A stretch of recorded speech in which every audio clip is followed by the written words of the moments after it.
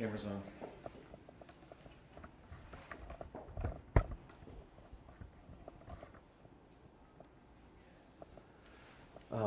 Story is super popular right now, and everybody's talking about what's your story and how does story work. And I've heard people talk about things that are story that aren't really story. And so we talked about the one-to-many communication and many-to-many communication. If that's new news, go over and watch the communication architecture or the communication matrix video, and that explains that idea.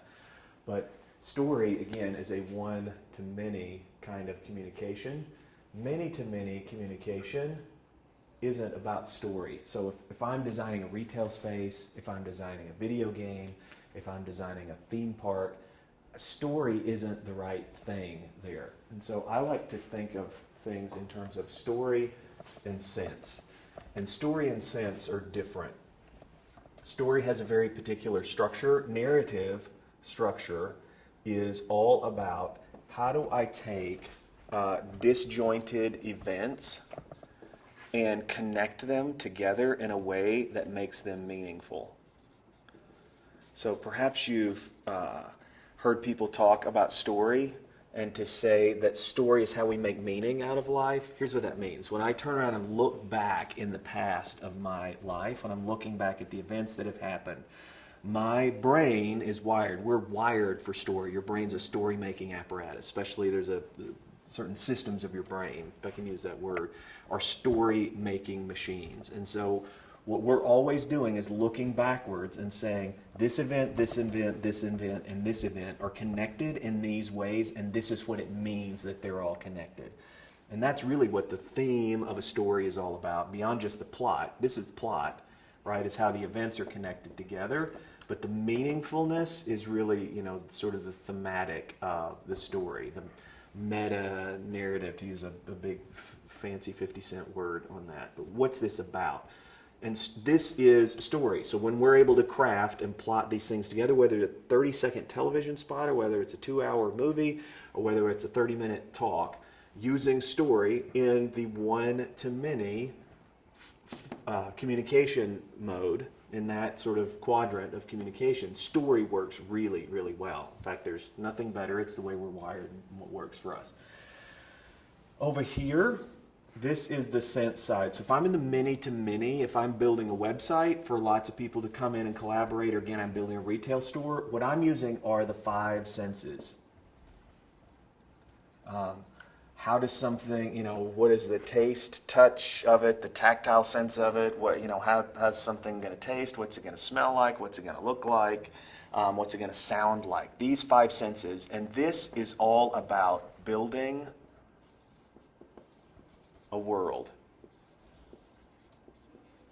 And it's a world that people are going to come into and inhabit. And what you're looking for is, you're looking for different ways of triggering people to point out things. In retail, you call it strike points.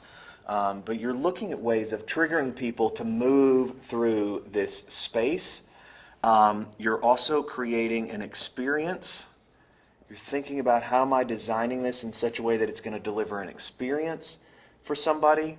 And you're triggering them, moving them through this space, and allowing people to come in and really experience this, and for them to have their own conversations with one another. But then at the end, the stories that emerge are what we tell about the experience. We tell stories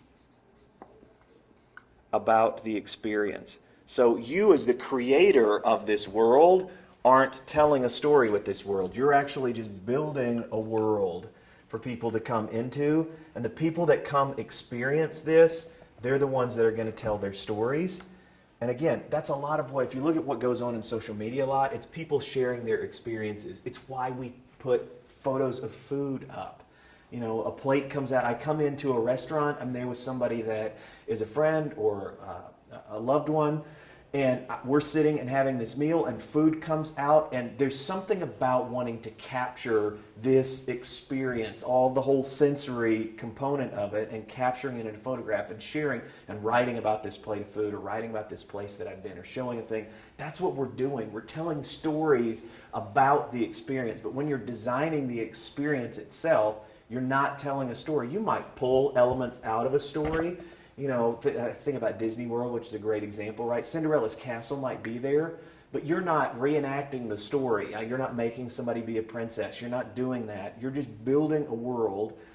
You're triggering them and teaching them, how do I move through and experience this world, and creating something for them. And if you do it really well, they'll tell the stories. They'll craft these one-to-many stories for you and broadcast those out. So story and sense are two very different skill sets, and they're used very differently. Again, the classic for me, or the one that I think most people can relate to, is this is really a movie and this is really a video game.